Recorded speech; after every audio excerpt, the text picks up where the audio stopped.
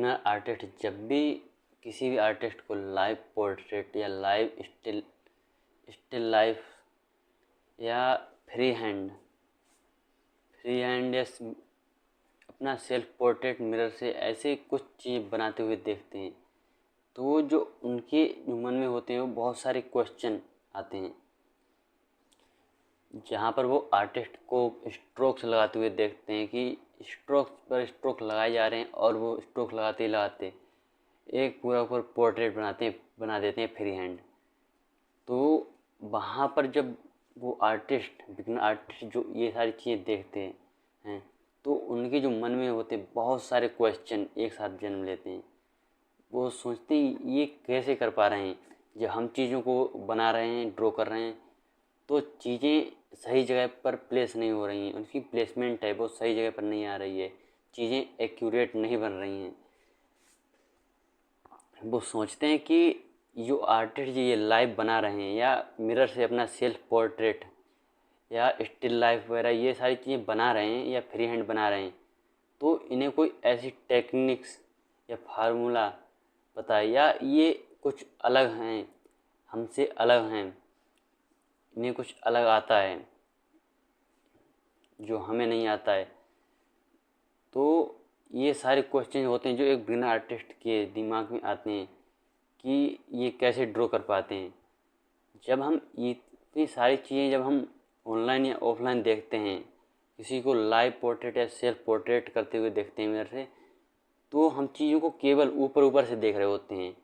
चीज़ों को वहाँ पर जो स्ट्रोक्स लगा रहे होते हैं हम उन्हें केवल देख रहे होते हैं, पर हम ये नहीं देख पाते हैं आर्टिस्ट के जो थॉट्स हैं, जो वो उसे बनाते समय क्या सोच रहा है और किस तरह से अपने रेफरेंस पिक्चर को, अपने जो लाइव ऑब्जेक्ट है उसे किस तरह से देख रहे हैं, किस तरह से उसे सिंप्लीफाई कर रहे हैं, जो उसके पीछे के थॉट्स चल रहे हैं, उन सारी चीज़ों को हम नहीं समझ पाते हैं।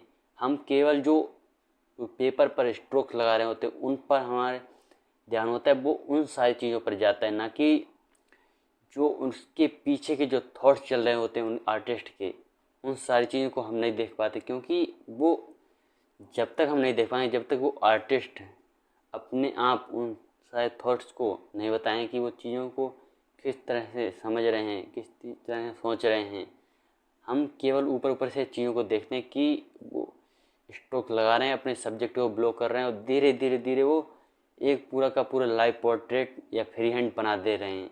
जब हम ऐसी चीज़ें देखते हैं तो बहुत ही आश्चर्य होता है कि ये कैसे कर पा रहे हैं। हमसे जो ग्राइड से हम बनाते हैं उससे ही चीज़ें हमसे नहीं बनती हैं। जब हम ग्राइड से ही बना रहे होते हैं उनसे ही चीज़ें नहीं बनती हैं एक्यूरेट, तो हम लाइव पोर्ट्रेट या फ्री हैंड ये तो दूर की बात रही। तो आपको ये समझना होगा कि चीज़ें आप केवल जो चीज़ें देख रहे हैं वो ऊपर ऊपर से देख रहे हैं, पर जो पीछे के थॉट्स हैं उनके आर्टिस्ट के, उन सारी चीज़ों को नहीं देख पा रहे हैं। किस तरह से वो अपने सब्जेक्ट को सिंप्लीफाई करके अपने पेपर पर उतार रहे हैं।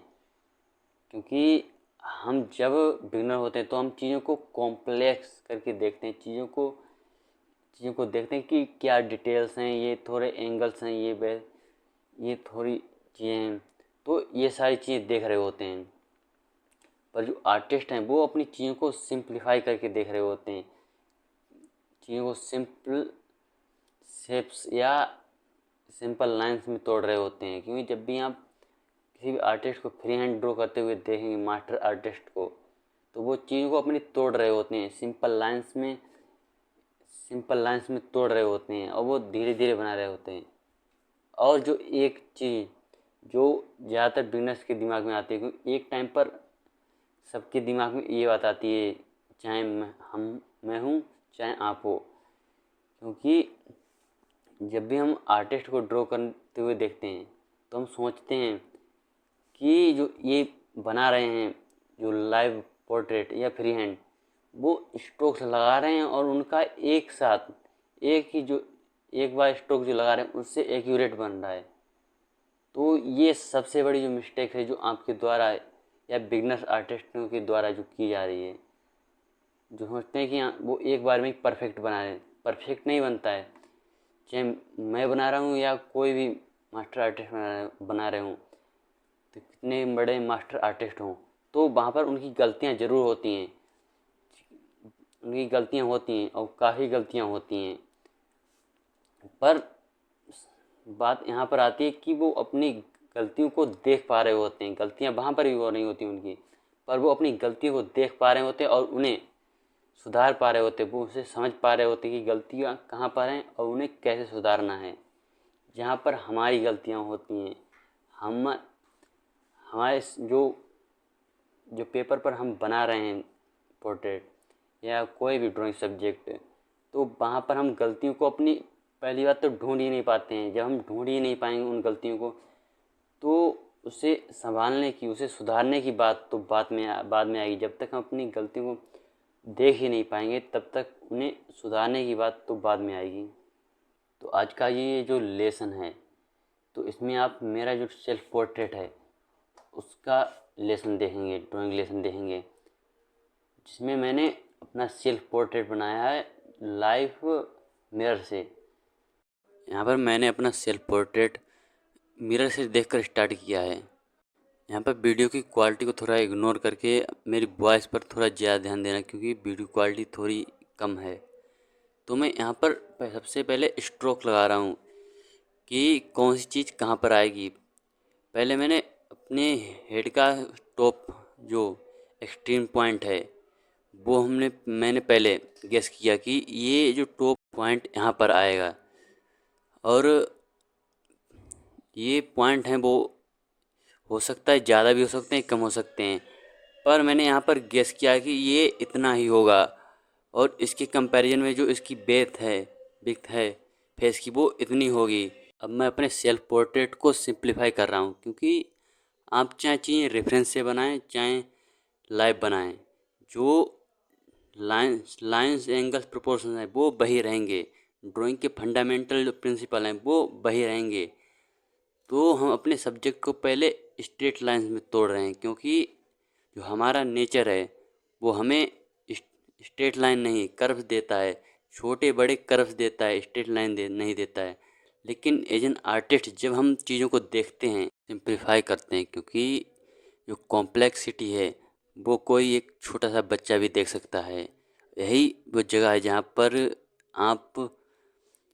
आप जहाँ पर देखते हैं किसी भी आर्टिस्ट को लाइव बनाते हुए, और आप सोचते हैं कि इन्हें कोई ऐसी टेक्निक्स या कोई ऐसी चीज़ पता है जो हमें नहीं पता है, जिसकी वजह से हम चीज़ों को लाइव या फ्री हैंड नहीं ड्रॉ कर पा रहे हैं।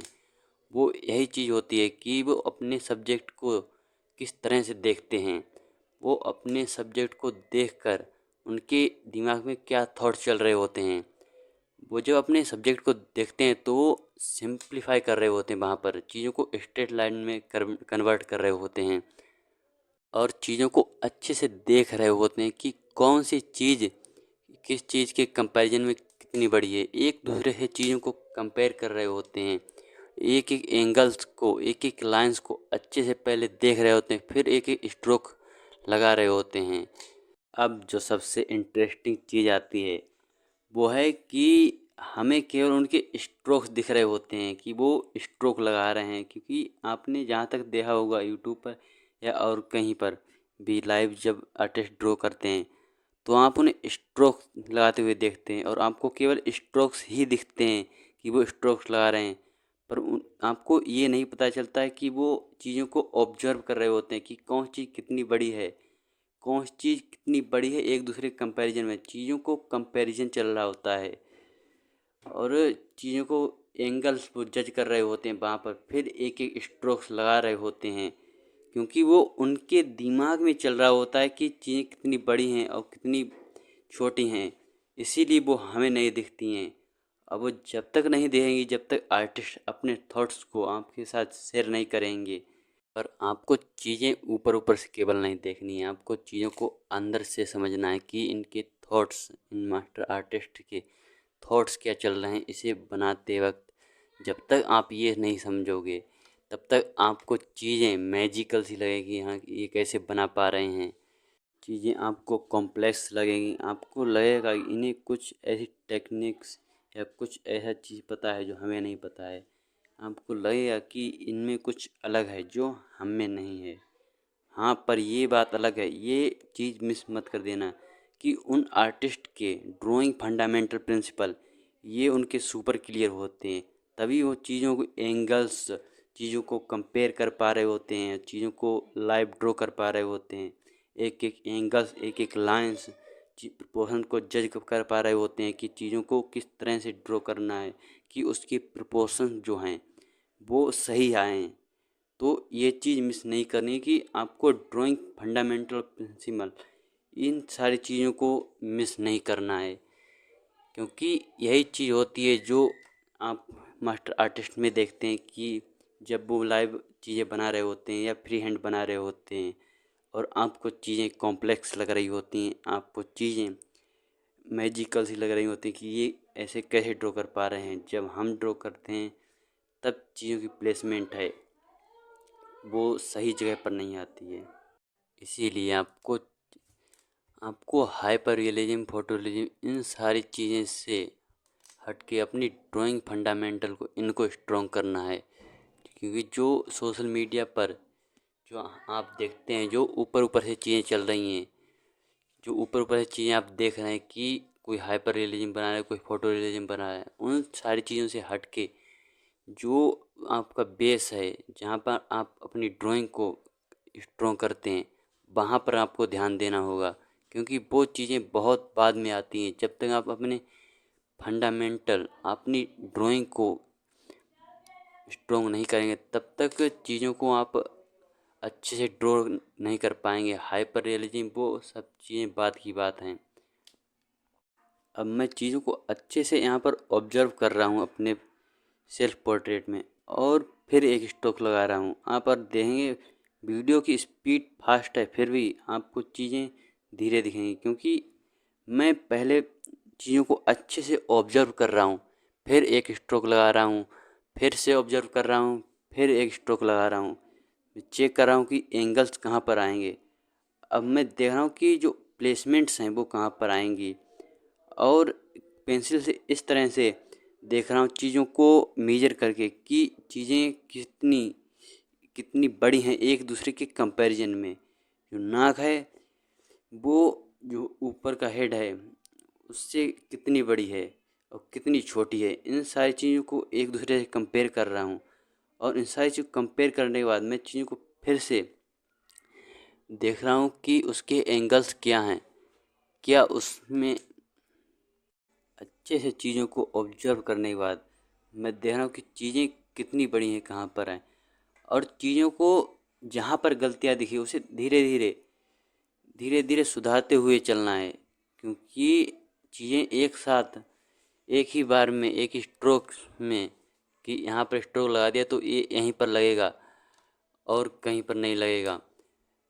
तो इन सारी चीज़ों को ठीक करते हुए धीरे धीरे आगे बढ़ेंगे, और यहाँ पर आपको पेशेंस बहुत रखनी पड़ेगी, क्योंकि आपको धीरे धीरे कंस्ट्रक्ट होगा, आपका जो पोर्ट्रेट है वो धीरे धीरे कंस्ट्रक्ट होके बनेगा। मैं चीज़ों को एक दूसरे से बार बार कंपेयर करके देख रहा हूँ कि चीज़ें कितनी बड़ी हैं एक दूसरे के कंपैरिजन में। और जो एंगल्स हैं, अब मैं देख रहा हूँ कि जो एंगल्स हैं आईब्रोज के, वो कितना एंगल है, कितना टेढ़ा है या कितना सीधा है, उन सारी चीज़ों को ध्यान से देखने के बाद मैं चीज़ों को एंगल्स को ड्रॉ कर रहा हूँ। मैं डिटेल की तरफ आप अगर देखेंगे तो मैं डिटेल की तरफ बिल्कुल ना बढ़ के सिंपल सीधी स्ट्रेट लाइंस में एंगल्स को केवल ऑब्जर्व कर रहा हूँ कि चीज़ों के जो एंगल्स हैं वो किस डायरेक्शन में हैं, जो एंगल्स हैं वो किस तरफ आएंगे। और चीज़ों को अच्छे से ऑब्जर्व करने के बाद मैं फिर से एक स्ट्रोक लगा रहा हूँ। तो ये चीज़ आपको यहाँ पर हड़बड़ाना नहीं है कि आप सीधे थोड़ा देख रहे हैं और फिर से एक स्ट्रोक लगा दे रहे हैं, फिर देख रहे हैं फिर एक स्ट्रोक लगा दे रहे हैं। हमको चीज़ों को अच्छे से ऑब्जर्व करना पड़ेगा। ऑब्जर्व करना है, फिर एक स्ट्रोक लगाना है, फिर ऑब्जर्व करना है, फिर एक स्ट्रोक लगाना है। अच्छे से चीज़ों को मेजर करना है कि चीज़ें कितनी बड़ी हैं एक दूसरे के कंपैरिजन में। और जो एक बात आपको समझनी पड़ेगी जो कि बहुत ज़्यादा इम्पोर्टेंट है ये, और जो एक बात आपने भी ऑब्जर्व की होगी कि आप जब भी कोई भी ड्राइंग बनाते हैं, चाहे आप फ्री हैंड बना रहे हो चाहे ग्राइड से बना रहे हो, आपको वहाँ पर कुछ तो गलत लग रहा होता है, आपको लग रहा होता है कि कुछ तो गलत है यहाँ पर आपको क्लियरली नहीं पता होता कि आखिर गलती है तो है कहाँ पर, और आप उसे इग्नोर कर देते हैं। और आप दूसरी गलती ये करते हैं कि आप दूसरों से फीडबैक वहाँ पर ले लेते हैं, और आपको वहाँ पर एक पॉजिटिव फीडबैक मिल जाता है अपने भाई बहन या किसी और से, और आप सेटिस्फाई हो जाते हैं कि हमारी जो ड्राइंग है वो तो ठीक है। फिर आप उसमें कोई गलती ढूंढने की कोशिश भी नहीं करते कि इसमें कोई गलती हो सकती है। तो कहने का मतलब यहाँ पर यही है कि आप जो भी यहाँ पर स्ट्रोक लगा रहे हैं उसे फाइनल स्ट्रोक मानकर नहीं चलना है कि ये हमारा फाइनल स्ट्रोक है। अगर आपको गलती लास्ट में भी दिख रही है तो आपको उसे मिटाकर फिर से सही करने के लिए रेडी रहना है कि आप उसे मिटाएं और फिर से उसे ठीक करें। अगर गलती आपको दिख रही है लास्ट में भी, तो आपको उस स्ट्रोक को भी इरेज करके उसके ठीक करना पड़ेगा। चाहे आपका फाइनल हो गया हो तब भी आपको ठीक करना है। गलती जब दिखे तब ठीक करना है। अब सोच रहा हूँ गलती ढूंढेंगे तो ढूंढे कैसे, और यहाँ पर आप देख रहे हैं मैं बना रहा हूँ, पर आपको मैं केवल इतना ही दिखा रहा हूँ। आप जब बना रहे होंगे, चाहे फ्री हैंड बना रहे हो चाहे आप लाइव बना रहे हो, आपको थोड़ा सा रेस्ट लेना है 5 मिनट का, और आपको चीज़ों को थोड़ा पीछे जाकर देखना है। एक तो आपको रेस्ट लेना है 5 मिनट का, और आपको चीज़ों को पीछे जा जाकर देखते रहना है कि आप चीज़ें सही हो रही हैं कि नहीं हो रही हैं, जिससे आप जो सब्जेक्ट बना रहे हैं उससे आपकी थोड़ी दूरी बनेगी, जिससे आप चीज़ों को अच्छे से ऑब्जर्व कर पाएंगे कि चीज़ें एक दूसरे से कितना मैच कर रही हैं। और ये जाहिर सी बात है, जितने भी पॉइंट आपने यहाँ पर सीखे हैं अगर वो आप अप्लाई करेंगे तो आपको तुरंत रिजल्ट नहीं दिखेंगे। इसके लिए आपको अच्छा खासा टाइम देना पड़ेगा, अच्छा खासा टाइम देना पड़ेगा प्रैक्टिस में। चीज़ें जो प्रैक्टिस कर रहे हैं उसे अच्छा खासा टाइम देना पड़ेगा प्रैक्टिस के लिए, जिससे आप धीरे धीरे ग्रो होंगे। ये फास्ट नहीं है कि आप एक साथ ही चीज़ों को सीख जाएंगे।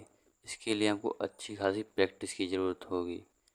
यहाँ पर मैंने पूरा वीडियो रिकॉर्ड नहीं किया है, पूरा वीडियो रिकॉर्ड करते तो वीडियो काफ़ी लॉन्ग हो जाता।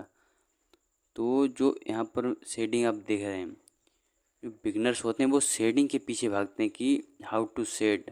यूट्यूब पर सर्च कर जाते हैं शेडिंग कैसे करें, पर उन्हें ये नहीं पता है वो शेडिंग खुद ही कर लेंगे।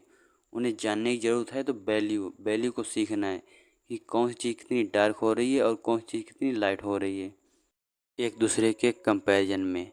इस चीज़ को वैल्यू जो है उसे हम किसी और वीडियो में अच्छे से समझेंगे। एक वीडियो उसका लाएंगे जिसमें सारी चीज़ों को अच्छे से डिस्कस करेंगे।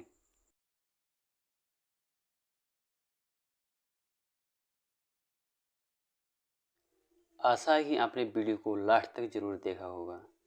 अगर आपने वीडियो को लास्ट तक देखा है तो आपके कुछ ना कुछ पॉइंट ज़रूर क्लियर हुए होंगे लाइव ड्राइंग और फ्री हैंड ड्राइंग को लेकर। तो आगे भी ऐसे ही वीडियो लाने की कोशिश रहेगी। तो चैनल को सब्सक्राइब कर लें।